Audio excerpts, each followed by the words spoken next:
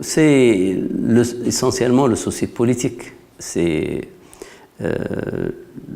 le souci de comprendre mon pays, de le comprendre philosophiquement, de le comprendre sur le plan de la pensée et de voir comment on peut transformer ce pays, comment on peut le changer, comment on peut faire accéder à un autre stade de son histoire.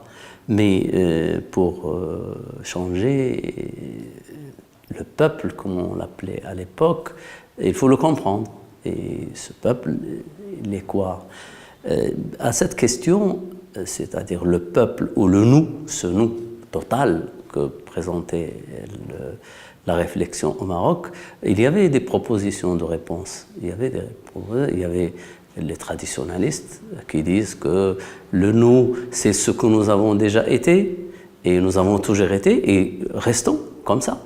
Et ça, c'était un programme que défendait essentiellement Hassan II, avec toute son armée de ulama, théologiens.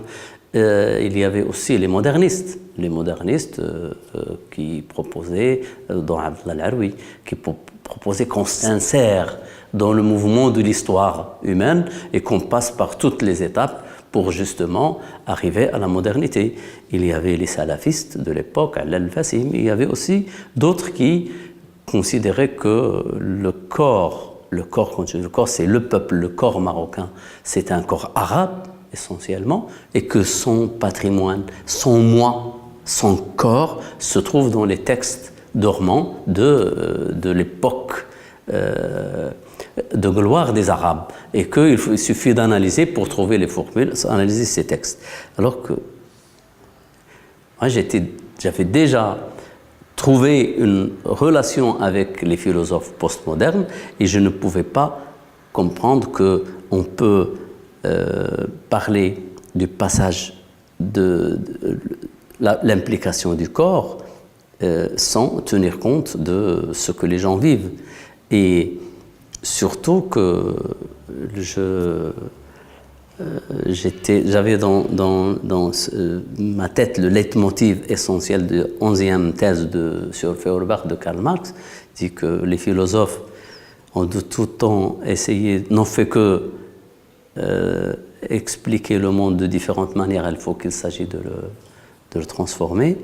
En plus de l'expérience chinoise, la révolution chinoise, où il était question de transformer les corps, de faire passer la révolution par les corps, c'est là où je me dis, je ne peux pas comprendre un Marocain si je ne comprends pas sa sexualité, si je ne comprends pas comment il chante, si je ne comprends pas sa langue, si je ne comprends pas tout ça à la fois.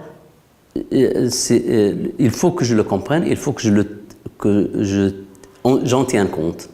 Et c'est là où je rencontre Abdelkbir el-Khatibi en tant que philosophe, et qui travaillait lui aussi sur la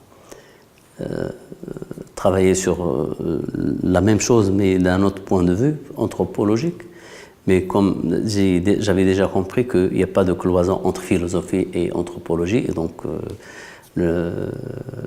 il faut mobiliser un certain nombre d'approches multiples pour une